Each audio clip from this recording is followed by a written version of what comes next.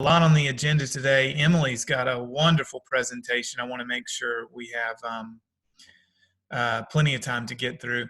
I think like everyone else, we were shocked yesterday with the governor's announcement, and we're working on updating the resource guide with some information about that. I just wanted to touch on it really briefly. So he posted the executive order from yesterday, which I read last night, but it only covers like elective medical offices and the barbershops, tattoo parlors, massage parlors, that kind of thing. It doesn't cover restaurants yet. So I'm expecting that he's going to post a subsequent executive order sometime in the next couple of days, since the restaurants weren't supposed to open until Monday anyway. So the only real clarification we have right now is I guess there are three categories. Number one, there's medical professionals who've been shut down. Elective or non-essential medical services like dentist offices, oral surgery, elective surgery, everything in that category, the governor has ordered them back to work. So it's fairly prescriptive. It says as soon as possible they need to begin services again. So that's the first category. The second one is there's an expanded list of essential critical infrastructure workers. So that list is now significantly longer, and there are a lot of categories in various industries that are included in that. And those people are allowed to go back to work with some additional precautions. And then there's the specific industries that he named out by NAICS code, which is basically the barbers, tattoo artists, massage parlors, nail technicians, those kinds of personal care industries. And they are allowed to go back to work on Friday, again with some additional precautions.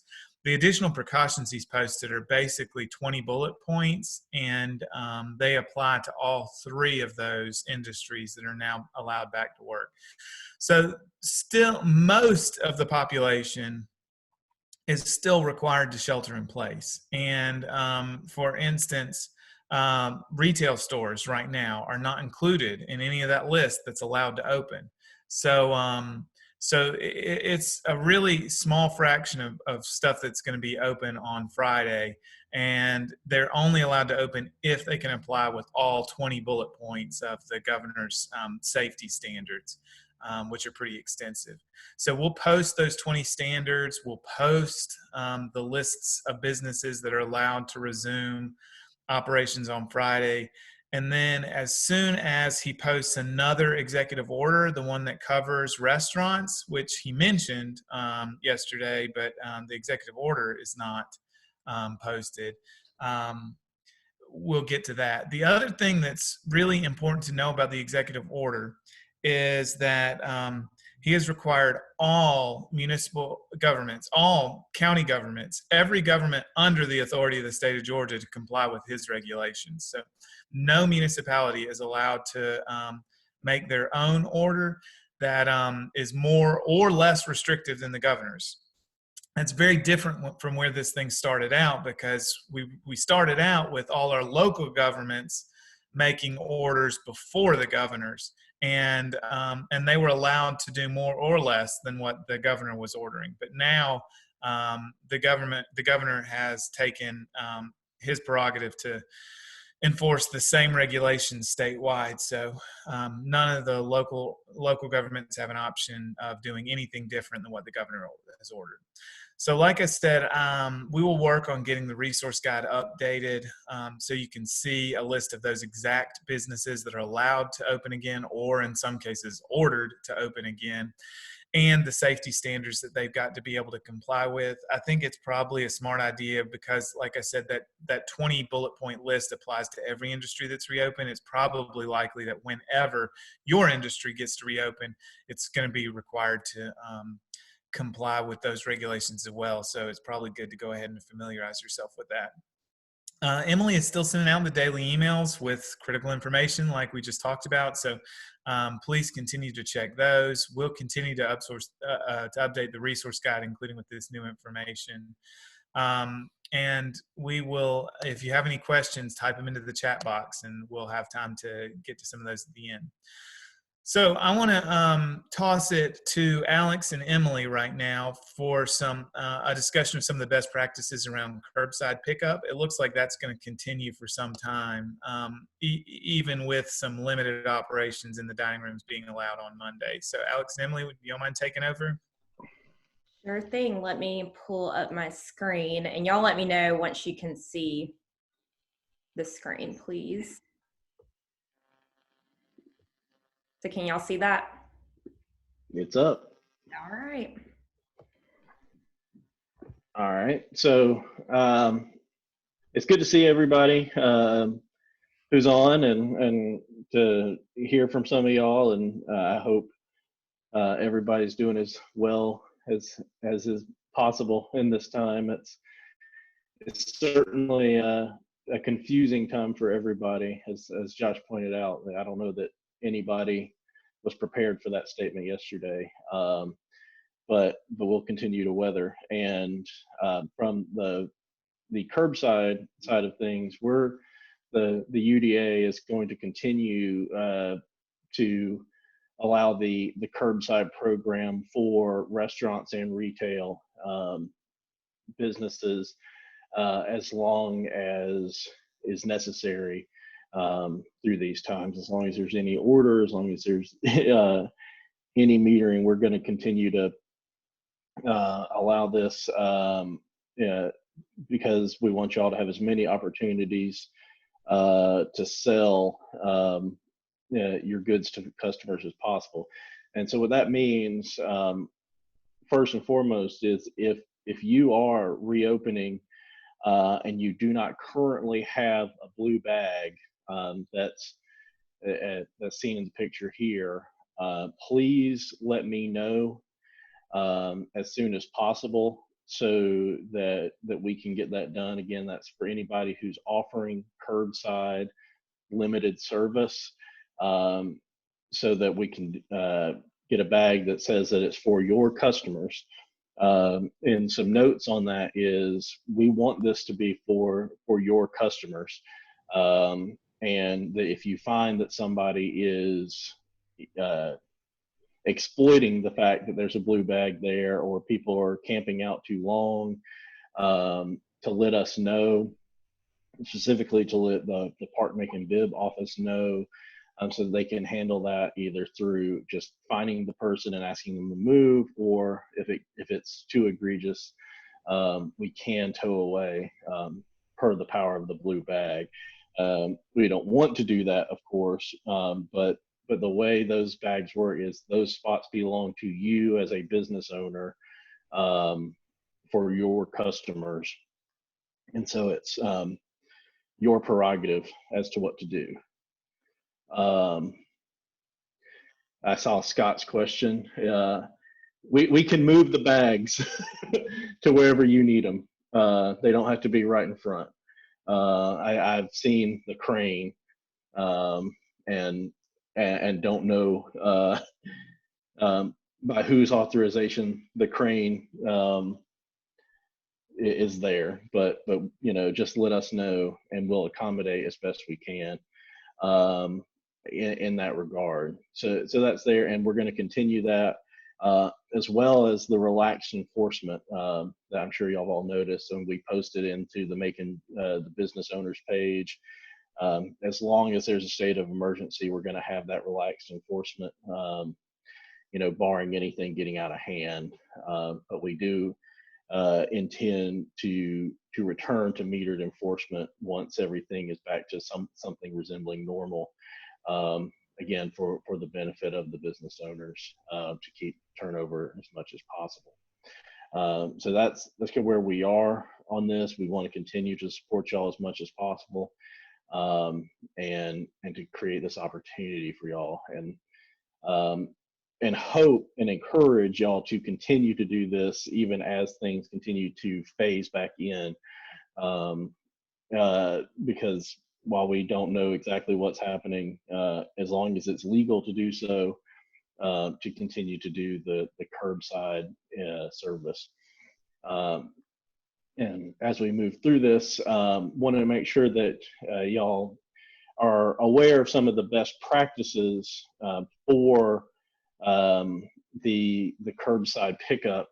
And what this means is just as you see here, an example from Kudzu and what several others have done is use whatever outlets you have to make it very clear to your customers what your procedures are.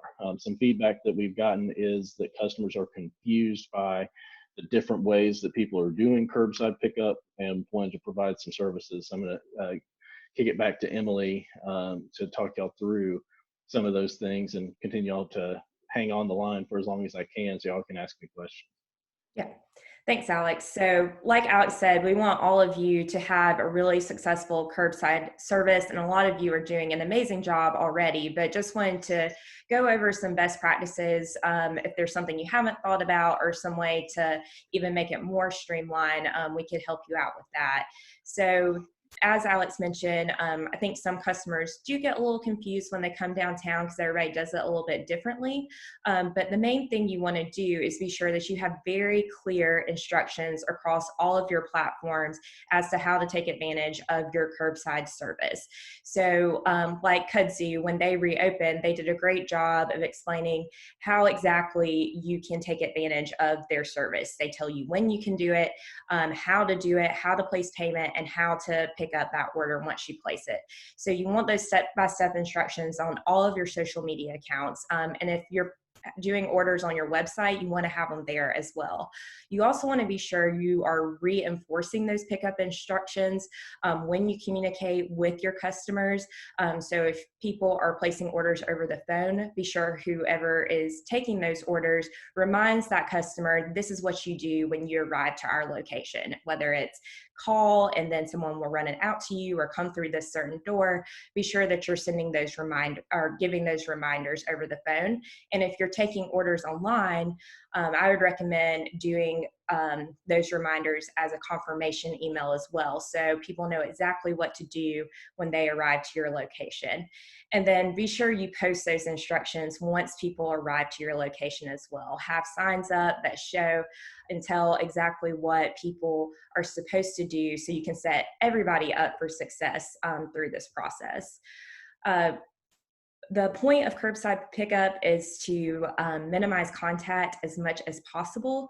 So you want to take advantage of contactless payment as well. So pretty much everybody should be able to take payment over the phone. And we encourage you to do that as people are placing phone orders. And always remind your servers to ask for a tip, because people still don't carry cash around and they may forget to bring that with them and not have an opportunity to tip that server once they get to your location. So be sure that you're asking that question when you're taking orders over the phone as well. And set up a really seamless online paying process online if that is the type of tool you're using for people to place orders. So be sure it's really clear how people can add that tip on your website. And then a lot of POS systems that y'all have the option for contactless payment if you need to take payments once people arrive to your location, or just think about how you can reposition your card readers so that customers are actually swiping their card versus employees having to keep exchanging cards and touching them. Just make it so that things are exchanged between different people as little as possible. And if you aren't able to do that, be sure you're doing things like sanitizing pens after customers use them, sanitizing the surface that people ride on, or whatever the case may be, so that it's safe for customers and employees.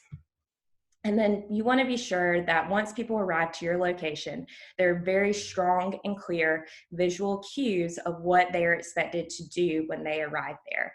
I think Oliver's is doing a really great job with curbside pickup. They have taken advantage of their space. They don't want people coming into their dining room, so they have this table here, which provides that visual cue. You know, you don't need to come into the restaurant. This is where we will serve you. And it gives you a surface where your employees can set down the order and set down a receipt or whatever the case may be without having to actually hand it to the customer. So again, you're minimizing that contact and you're not having those hand-to-hand exchanges. And it's an easy surface to sanitize as people come and go. You can do this with a hostess stand as well, if that makes more sense for you, but just want to be sure that you have physical visual cues of what exactly customers are supposed to do when they arrive to your location. And again, reinforce that with signage as much as possible, whether it's a sandwich board, a sign on your door, a poster, whatever it makes sense for you. Just be sure that you're setting everybody up for success and that's clear and easy to navigate. And then finally, we just want to remind everyone that curbside pickup is not just for restaurants. Retail can take advantage of this as well. As Alex mentioned, if you don't have a bagged meter in front of your business, let him know and he'll get that for you so you can start taking advantage of it and implementing these best practices. And if you're a retailer and you're starting to take orders on over the phone, or you're looking at options of setting up online shops, we hosted a webinar a couple of weeks ago that was led by social media consultant Erica Conley and web developer Erica Neubauer about how to set up an online shop. So I'd encourage you to go and check out that webinar. It has some really great tips of how you can be successful with your online sales. It reviews the different kind of platforms you can use and what are the best options. They go over product descriptions and photos. I think there are a lot of helpful tips in that webinar if that's something you're working on, is building your online store at this point in time. So you can check that out on our YouTube page. And I wanted to be sure Alex can answer questions because he has a 10:30. So I'll stop for a second and see if anybody has any questions for Alex.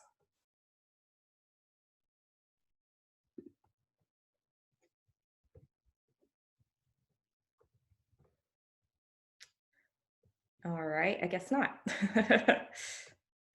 All right, well, if you think of something in the interim and you need to ask Alex a question or something specific about curbside or parking, we will share his email in our daily email update, so you can get that information and reach out to him directly.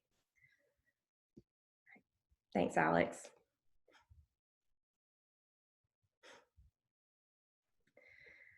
Okay, so I'm going to share my screen again. Oh, shoot.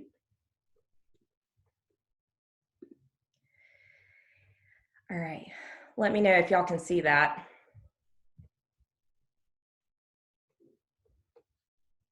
All right, so today we also want to give y'all some communication tips of ways to effectively reach your customers during this crisis. I think all of y'all are doing a really great job of keeping customers updated and engaging with them and connecting with them, but just wanted to give you some more ideas and options about content and some best practices for that. So last week I heard someone say that we're not physically distant. We are physically distant. We're not socially distant. And that really changed for me how I've been thinking about this crisis and how we communicate with customers and our audience, and how we just connect with people on a personal level during a crisis like this.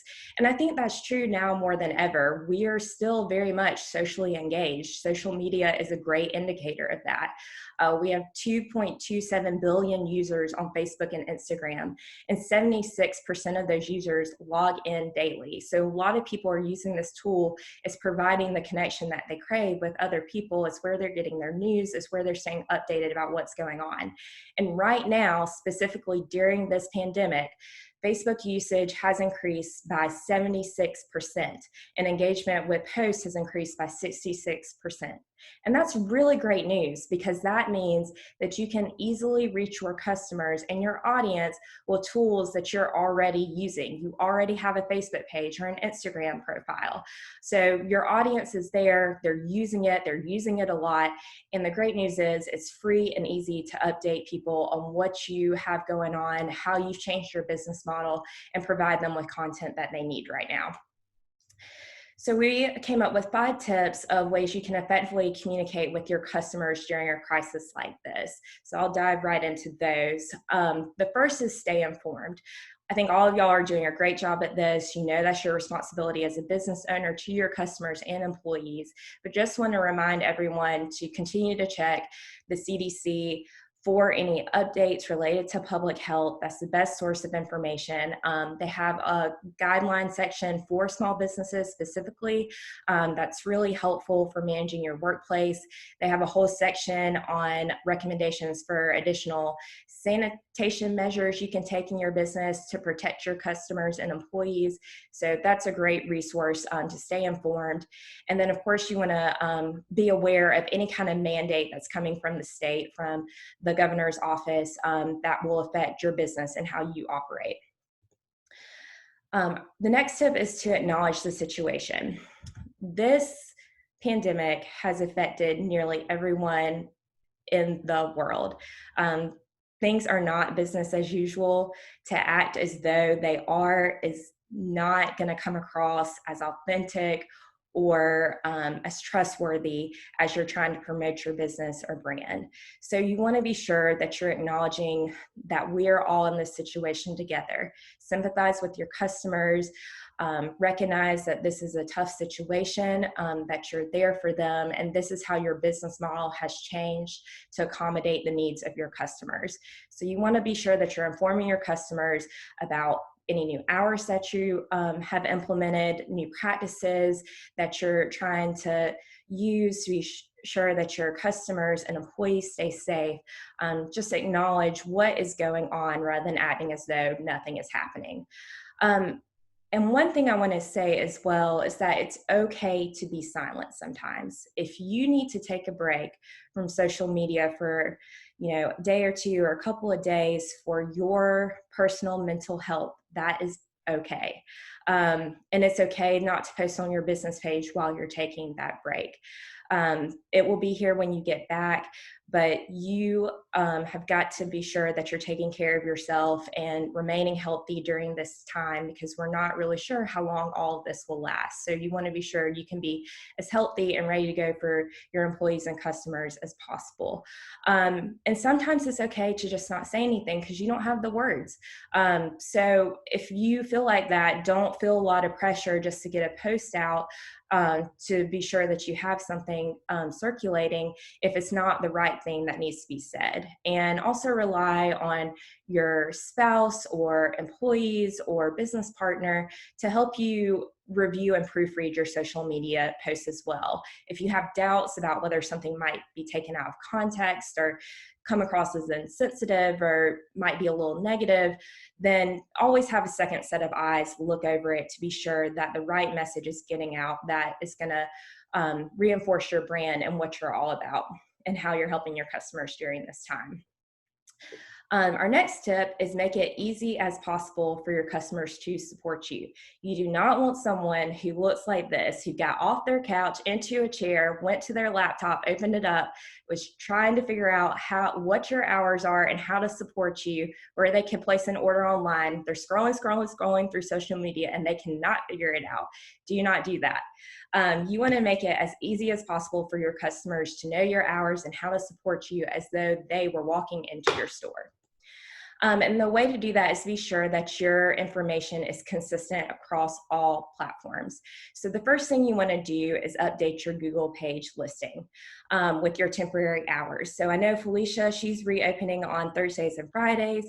She just updated her Google page with her new hours. She updated her website, and that's another thing you want to be sure to do. Be sure your website is taking customers directly to where they can make a purchase with you. So she updated her website to take everyone to her Square site where she's selling all of her products right now. So this looks really great. One thing I want to point out is that down here, there's a caution mark and it says hours or services may differ. This is going to say that on every single Google page. And that's because Google has no idea whether you've done a great job like Felicia and updated your page with your temporary hours. So in order to be sure you're getting the right information to your customers, you need to have consistent information across all platforms. People are going to use your social media accounts to verify that information on your Google page listing, or they're going to come here to begin with. So one recommendation or a couple of recommendations I have, be sure to update your hours on the About section of your Facebook page. That's super easy to do, but if you need help with any of this, just let me know. I'm happy to walk you through it. And then one thing I highly recommend is to craft a post on your Facebook page that explains your hours and how you've changed your business model, any kind of extra precautions you're making, how people can support you. And then pin that post to the top of your page. So you can pin that post by clicking on these three dots, and then it'll give you an option to pin to top of page. Click that, and then it's there. It's the very first post that people see when they come to your Facebook page. The beauty of this is that it has a timestamp, so people know when it was last updated, so they know that, oh, this has been updated in the past couple of weeks. This must be the most accurate information. So that provides that verification people need. The other great thing about this is that you can edit this whenever you need to. You can edit your hours, and if you've switched from just doing shipping versus curbside delivery, whatever the case may be, you have this centralized post at the very top of your page where you can just update this information and people know this is where they can come to find that information. I've also noticed some of you have created Facebook cover photos that have your hours and ways that people can support you. That's also a really great idea. That's the very first thing that people see when they come to your Facebook page. So you might want to look into that if you have the capability to make those kind of graphics. Again, you want the same information across all platforms. So Instagram, you want to be sure that that information is updated in your bio. 7th Street Salvage has done that. They've got all the information people need to be able to make a purchase with them. So be sure that that is updated.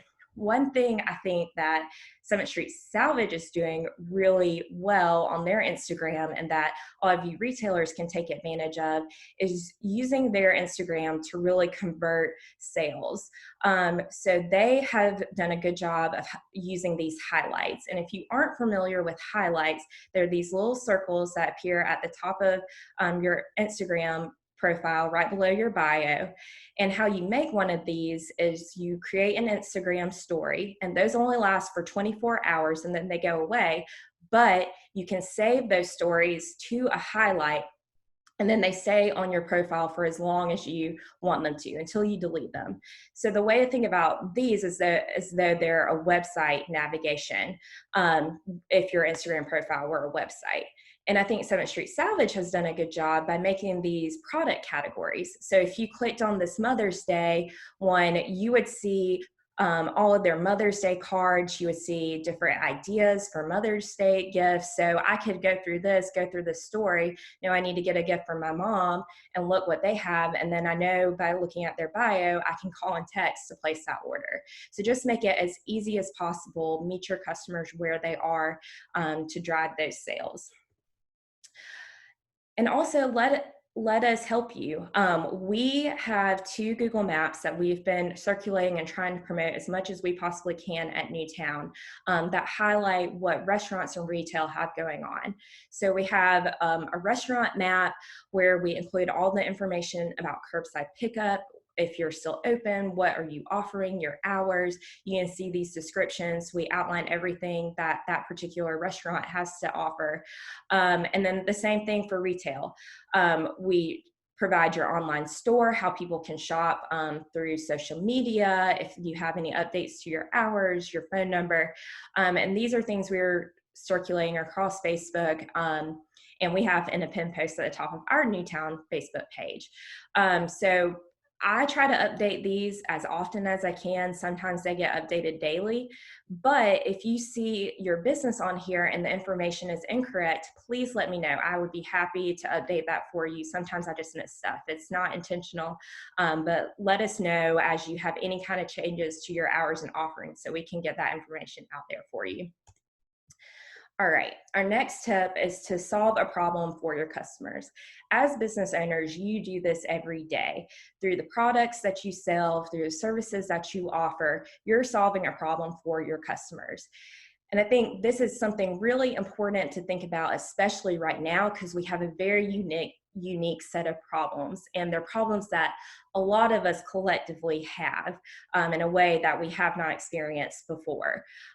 So think about that as you're trying to craft your content for social media. You're trying to think about your products and services and how to pivot those to make sense during a time like this. Just ask yourself, what is a problem that my ideal customer would have? Do you have a lot of parents? Is there a product you can offer to help them entertain their kids? Do you have a lot of millennials who shop with you? Can you help them not be so bored? Are you a yoga studio? Could you offer online classes and help people remain healthy? Just think about those problems that are out there. And if you are having a hard time thinking of those, think about your own personal problems and some ways that your brand is uniquely positioned to solve those problems and provide that solution that will help your customers, because that's going to make your brand remain really strong and emerge stronger through the end of this. And all of you are doing an incredible job at this anyway. I mean, I could have done 50 slides of examples of ways that y'all have been able to do this.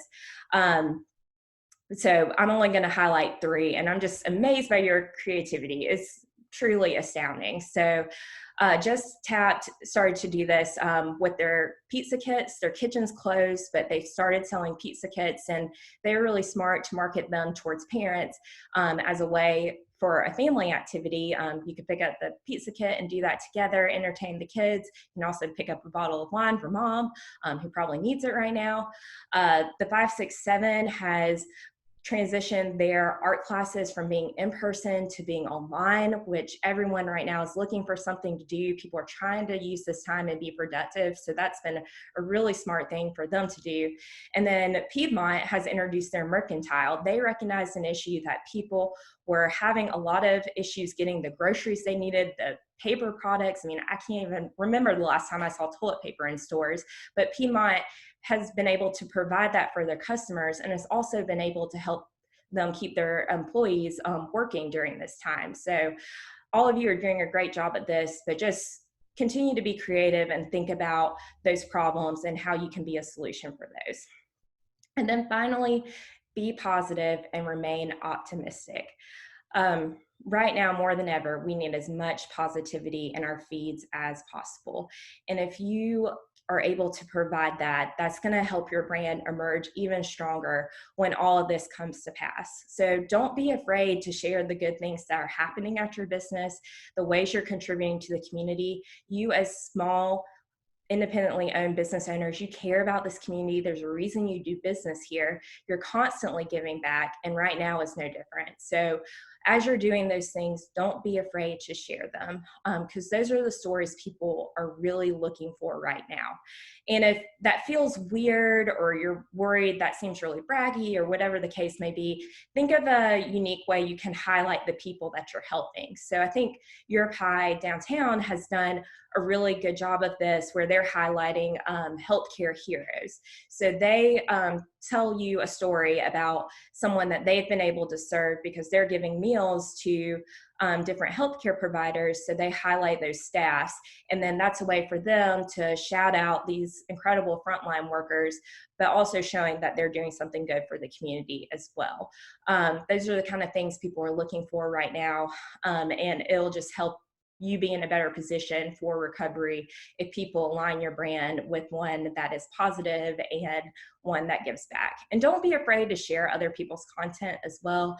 We can't, I mean, right now everyone's overwhelmed, and it's hard to create that meaningful content. So if you see something really inspiring or lifting that aligns with your brand, I'd really recommend sharing that so that you can share that story. And again, just position yourself as a positive, solution-oriented business for our community. So that is all that I have today, and I'm happy to answer any questions, or we can get right into the rest of our discussion today.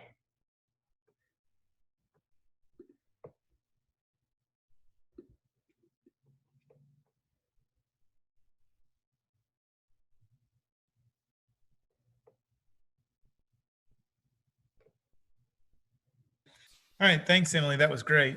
Y'all are doing an impressive job. One of the things that's really stood out to me is how many people are telling me how many of their memories and celebrations and happy moments are grounded in downtown. I really think we're going to come out of this as the strongest shopping district in all of Central Georgia. I think if anything good's coming out of this, people are realizing that what you all do is so much more than commerce. It's relationships, it's special experiences. And I just think downtown's on the right side of history in contrast to some of the ways we used to shop. And the more we can do to make sure that we are the most creative, the most consolidated, that there's this consistent high level of customer care, the more we're all going to do well. So when we come out of this, I want people to know that downtown's the safest place to come, that everyone down here is doing the most responsible thing for their customers, and that all our communication strategies, even though we're all separate, all independent, all family operated, that we're all using the best practices to give a coherent experience across downtown. And I think what Emily pointed out was really, really helpful.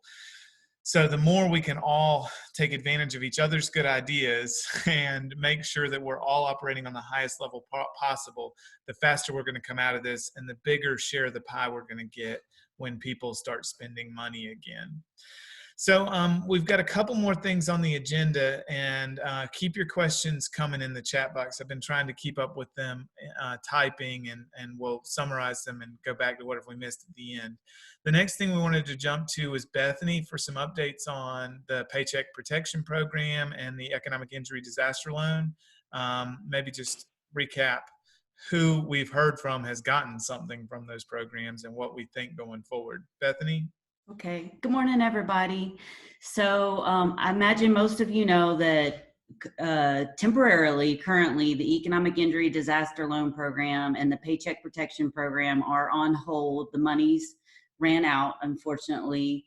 The Economic Injury Disaster Loan, I think everyone on this call has already applied, but if you have any friends and colleagues who are interested in that, the application has been taken offline, and it's a little unclear with that program versus the PPP, which I'll talk about in 1 second, when that might come back and at what scale. The good news is that for folks who did apply and applied early, we are now learning that folks are getting that initial advance. As we talked about last week, the SBA finally verified that you will get $1,000 per employee for your business. Starting, I think Scott was the very first person we heard, and he got his late Wednesday afternoon. And folks that we know applied on the very first day started getting advances through the end of last week. These are showing up with no notice from the SBA. There is just a direct deposit statement that says yada, yada, yada, SBA, okay? So if you're confused and you're not sure which loan program it is, that is definitely going to be the Economic Injury Disaster Loan Advance. There would be much more communication if it was an award on the PPP side, okay? So the Economic Injury Disaster Loan Advances are showing up. An important thing to know is if you've applied for PPP and either been approved or you're in the queue, we encourage you to try to use those monies, those advance monies, on costs that are forgivable on the PPP side. They're going to ask you on the PPP side, ultimately, if you did get an advance. And if you don't spend those advance monies on costs that are forgivable in the PPP program, then they're going to deduct those monies from your total forgivable amount. So we want you guys to be able to maximize how much can be forgiven by the SBA through both of these programs. We've encouraged folks, because everyone is different, how you pay yourself and what is considered a forgivable cost in the PPP program, to contact us directly. If you go, I'm going to share screen here. Y'all holler at me if I screw this up. But if you go to our webpage, so here I am. So this is NewTown Macon. If you go to our webpage at the very top, you need to go to Powering NewTown and choose COVID-19. So you can get an individual coaching session with Josh, James, Emily, Aaron, or I, whoever is most relevant for the question that you have. Will call you, FaceTime you, email you, whatever it takes. So if you have some questions specifically related to how you're spending those EIDL advance monies, please reach out to us and we'll help you work that through. And hopefully your SBA loan officer on the PPP side will be really helpful with this piece as well. As far as the PPP program goes, we've got a lot of variety or variation, I should say, right now with the lenders who have been approved for this program. Some of them have suspended taking applications until more monies appear, but not everyone has. And so we have updated this. So again, if you go down here, this is still our COVID-19 page, you scroll down to our resource guide. If you click that, this is what you're going to pull up. This is what the resource guide looks like. So most of the things we talk to you guys relates to support for small businesses. But we have two Google Sheets that you can get to within our resource guide. And the first is what we're calling, we called it the local guide or the guide to local lenders. And so what we've done here is shown who we know has suspended for now. As for instance, Cadence Bank is not taking applications at this time. Bank of America, however, still is. Importantly, because we've had this question about some access issues. So especially with some of the bigger banks who tried to get this going right away, had a hard time streamlining the process. And we had some small businesses who didn't have a lot of luck going through their banks. Really recommend you checking out some of these online lenders who are still taking applications. And we talked about some of these last time, or maybe it was two webinars ago. Fundera is one that we've talked about a few times. Cabbage is one. I don't know if you guys know about Cabbage. They're a legitimate online lender, and they actually apparently have a really robust PPP program, and you do not necessarily have to have an account to apply with them, and they are taking applications right now. So is PayPal.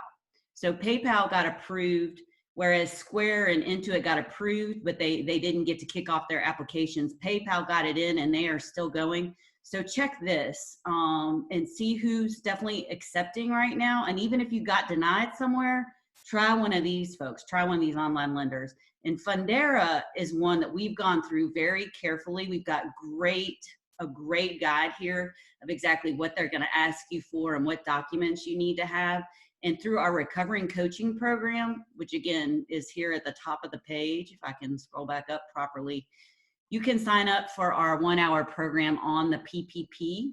And we look at that Fundera application specifically. So if you sign up for one of those courses with us this week, we can walk you through it. And, that program is the one that we're really hearing about the bulk of the money going back into. And it could be a real positive boost. And I will say now that I know a few folks who pay themselves with owner's draws, okay? It's definitely an easier process if you're a business that has a few employees and you use a traditional payroll system. But they have started to work out the kinks now in the SBA application process for those of you who pay yourselves through owner's draws that you could qualify. So I highly recommend that you keep giving it a go. And some of these lenders were just better at this process than others. So as we've learned, and frankly, a few of the banks just didn't seem to quite get it right. And I think some of these online lenders have figured it out. So I say keep going for it because, it could really help make a difference for you guys in the weeks ahead as we ramp back into it. So that's what we know about both those programs right now, Josh. Perfect. That was very helpful. We've got some questions and comments showing up I definitely want to review at the end, but let's hop over to James and get some updates and quick discussion about unemployment, especially as it starts to change with some of us reopening. James, you mind taking over? Good morning, everybody. Hope you all are well. A couple quick comments. I read an article on the IRS website this morning. The stimulus, the $1,200 checks, they're having a few glitches. They've got a subset of people that if you owed taxes in 2018 and filed with H&R Block or TurboTax, they've not loaded your data. So the message there is everybody hang tight. They're working through all the different people and scenarios and all that to try to get that money. But we did see a lot of folks get money last week. So hopefully they'll keep that going. Also, for all the folks that filed for the self-employment piece for the unemployment, tomorrow is the day you should start getting emails from the Department of Labor on what you do next. So it'll be interesting to hear from y'all as y'all start getting that.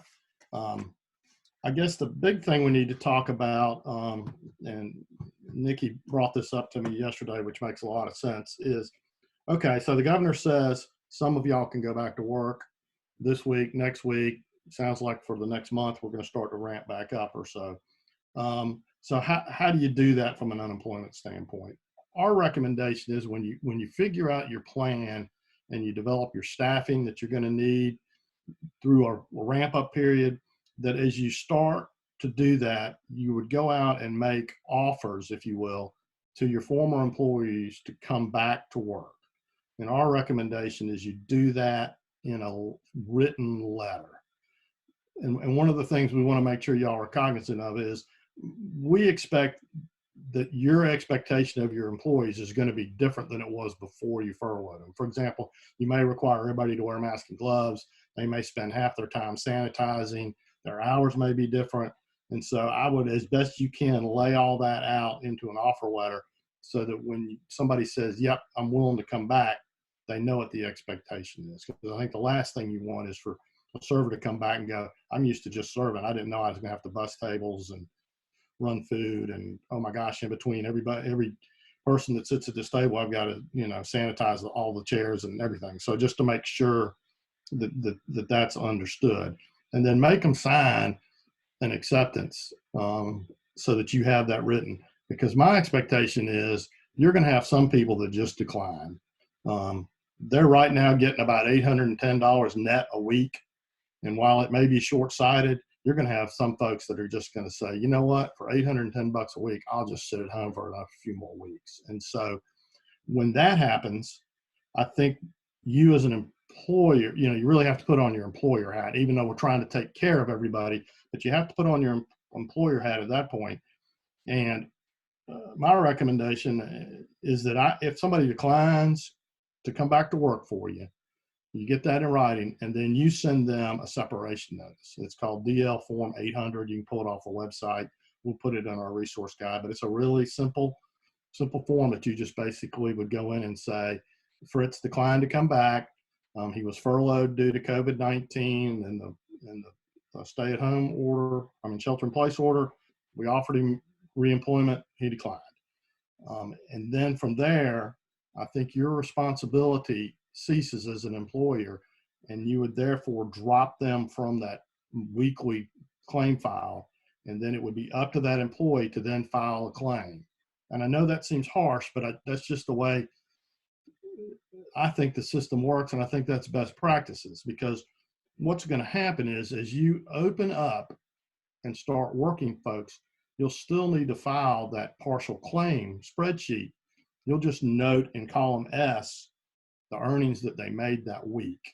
And so if somebody makes $100, that 100 is going to come out of their unemployment benefits. And so, we don't want folks to double dip, and us as employers need to make sure we're being true to the Department of Labor and telling them what's going on. And so our thought is you'll need to continue to file that partial claim spreadsheet through July 31st.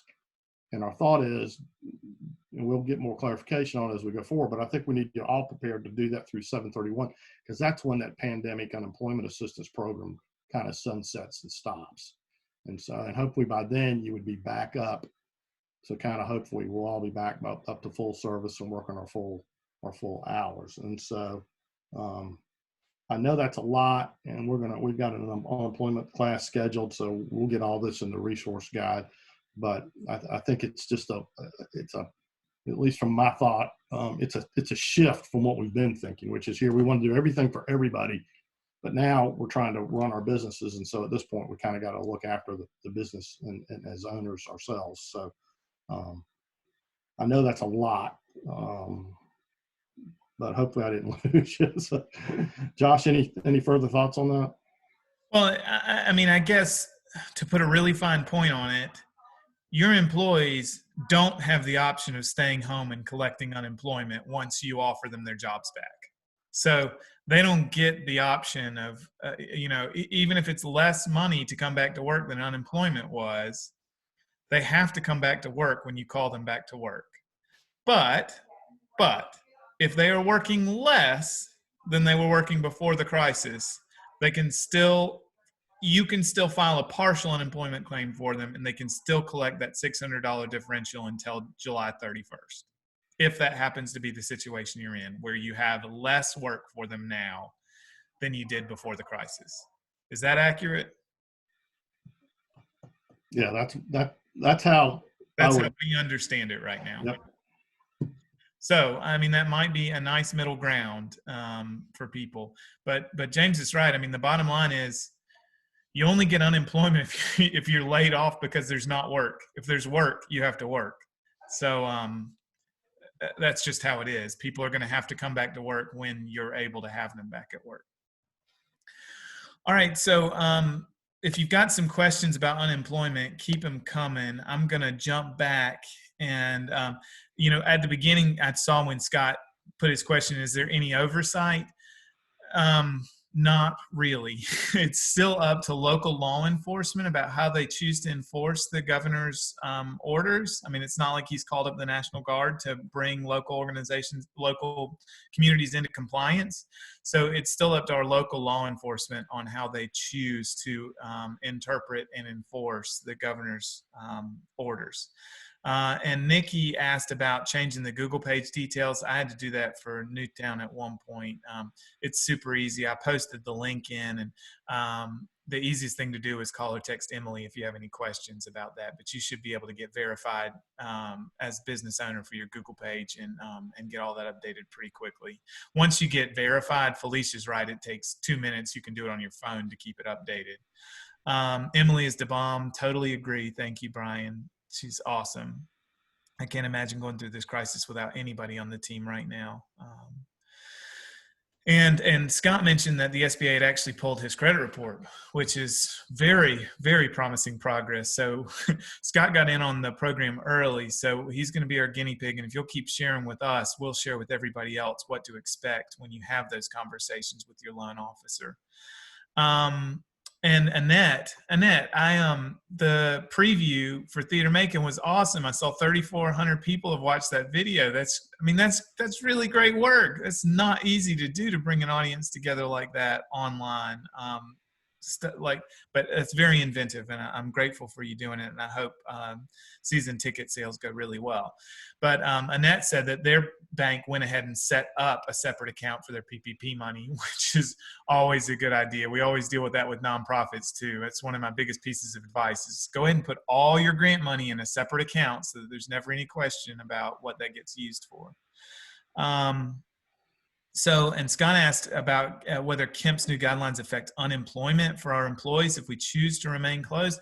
I don't think so, because the whole premise around unemployment is really up to the business owner to determine whether there's work or not.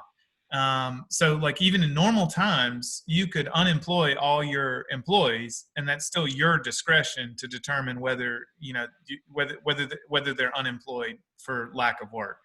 Now, whether we'll be required to reopen, I don't know. I just sent Emily the text of what I've been able to figure out from reopening right now, and everything seems discretionary except the healthcare workers like dentists. So, I can't imagine a scenario where he's going to order everyone to reopen. It still seems like it's going to be an opt-in, but God knows. We'll keep you updated as we get new orders posted and figure that out. But I can't imagine there's going to be an order to reopen, especially not anytime soon. The other thing I want to mention about the reopening orders is he's still saying even the businesses that he designates, either that he's telling must reopen or he's saying can reopen, are still only authorized for minimum basic operations. So there's still limitations on how they can function. It's not off to the races. Like for gyms, they still have to comply with all 20 safety standards, and they can only do the minimum viable operations. So there's still some significant limitations there.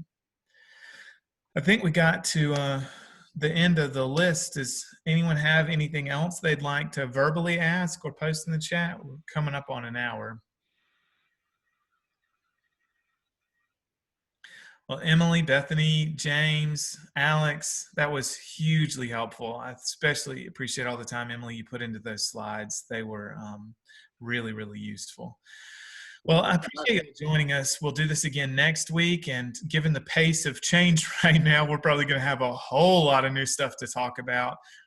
One good thing is, I've heard several people asking about PPP. We're still doing these classes. So exactly the way Bethany showed you to sign up for the individual coaching, you can sign up for classes there too. And we're going to evolve the content as this evolves. So if you need new information or refresher, feel free to enroll in any of those classes. But especially with PPP, now that if you are getting close to reopening, timing could work out pretty well to maximize your forgiveness on that product. So there are some good things about this timing. Josh, I just got a message from Brian that he wants to talk about the Macon 30-day fund. Okay. Go ahead, Brian. Yeah, I just want to fill everybody in on that. There's been some approvals for that will actually be announced today, and I just got the list of approvals. And over 32,000, I think it's 32,500 has been approved, and they want to get the checks to those people either tomorrow or Wednesday. I know that the amounts that Blake had raised was not as high as he had thought because of not being a nonprofit at the time. They're working with Catherine at the Community Foundation right now, and Catherine has said that it's not a problem and that they're going to do it. And so there's this big round of more money that's sitting there that will be infused in this in the next few days. So if you have not applied for that, I recommend that you do it. It's a real simple process. There are a few guidelines which does keep some people from being able to do it. And as much as Blake wants to help everybody in this, he's had to be very specific. Like your business has to be in Bibb County. You have to live in Bibb County. You have to have been opened a year. It's not for nonprofits, and you have to have 3 to 30 employees. I'm very impressed with the names I see on this approval list, and I'm not going to spoil it because I'd rather people find out. And some of y'all might know who's applied, who hadn't applied. But if you have not applied for that, I highly recommend that you do that. I was actually shocked. I know some people don't apply sometimes because they go, yeah, but everybody's going to apply for it. Not as many people have applied for it as you might would think. So don't think that I might as well not do it because now everybody's applied. If it's something that you think would help your business, it could be up to $3,000. It's not necessarily $3,000, but it could be up to $3,000 that it can be used for anything. So take advantage of that. Hey, Brian, one question. Do you know that their definition of employees, could a business who has contract employees apply in this situation? Absolutely. Okay. They can. It needs to be, it kind of needs to be stated in the comment section that, like let's say a dance studio, okay, or a yoga studio, like what you're. Megan actually just asked this question, so. Okay, yeah, say like with Sparks, okay, she might have one employee, which is herself, but she might have 6 or 7 people that's contract employees. That was looked at very closely. Just like some places have one employee and have 6 part-time. Well, the 3, you kind of do it like a lot of people do, where you look at, okay, 2 part-time might equal 1 full-time kind of deal. And so that has been looked at because there were a lot of things like dance studios and stuff that that makes perfect sense. So yes, I always apply. It's like people say apply and all they can do is say no, but at least apply for it, because if Blake keeps this up, there could be enough to really do some positive things. And I know it's for all of Macon-Bibb County, so this is not just a downtown thing, but you guys have been very proactive in applying, which has impressed me when I saw the list. So keep that up if you haven't applied yet. That sounds like a pro tip to me right there, is you want to demonstrate, even if you're contract employees, even if you're just using contractors, that they're not one-off. I paid somebody in December to come clean the room. You want to be able to say, I've got this many people working this many hours a week over this amount of time in the comment section. The application is not specifically going to ask you for that, but you want to demonstrate as much as possible that the independent contractors you're working with are consistently employed with you. So whether that's through hours or dollars or numbers of time a week, it sounds like Brian's saying, make sure that's in the application. Yeah, be pretty specific if you can. With the stuff, make sure that if you're putting stuff in there about employees, that it's not, I want to be able to give my employees more money. We all know that our employees are getting money. I mean, it's but just be smart about how you're filling it out. It's a very simple process. It's one of the simplest processes I've ever seen. So it's a W-9, a business license. That's pretty much all you're putting in there. So as far as having to get forms, but yeah, just make sure that you do that and get it in as soon as you can, because I'm not saying that there'll be money forever, but there are some more rounds coming of it. So the sooner you get in, you'll be at the top of the list to look at. Will just posted in the chat that he's listed 40,000 items on his webpage for sale since this started. That is incredibly impressive. I don't even know how you've done that, but congratulations. I mean, that's something that seems like it could be really useful after this is over too, which seem like the best innovations. 16-hour days, that's how he's done it. Yeah. When something looks impossible, that's usually the answer. It's just a lot of long hours and hard work. Well, I hope you'll have a great rest of the day and a great rest of the week. All of us are here all the time, so if you need anything from us, please just let us know. I'm incredibly proud and encouraged by you. Coming out of this webinar is probably the highlight of the week for me, just seeing how hard you're working, how innovative you're being, and how supportive you are of each other. I'm thinking about you, and I'm grateful for you. I look forward to talking to you next week, if not before. Thanks.